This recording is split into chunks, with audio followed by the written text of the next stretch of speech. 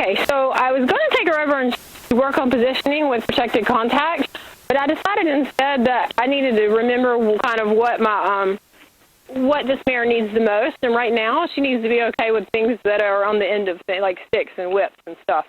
So we're going to go back to our original plan, or our plan B today, because the plan A was in the round pen. Plan B being getting her where she is more comfortable with a little bit longer target, because we've only done this with her a couple times, and the first 2 times she did show what I felt like was a little tension. It may not have been obvious in the camera, but I felt like it was a little tension around the target. So I'm going to try to position her so she can be with you a little bit. Here I'm just waving it a little bit, right, because to show you. See how she's a little worried about that? I'm not doing this to help her. I'm doing it to show you. You see that? So that's the goal right now, which is, can you touch? Keeping it low, right, and not putting her over a threshold with it. And you can see when I waved it how she had a little bit of a fear factor. But see how she's willing to reach toward it when it's low? So when I get her a little stronger on it, see how she's hesitant?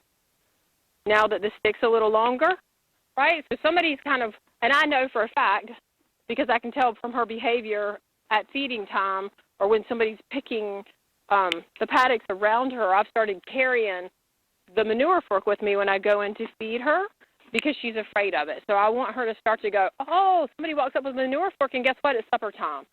So I've noticed that long things in the hand are a problem for her, right? So that's why I'm being so careful and judicious about how I'm working with this target, because you could see when I waved it up high, she was worried. And she's very comfortable. Can you imagine if she was in a place where she was a little less comfortable and you came waving the target at her, what might happen?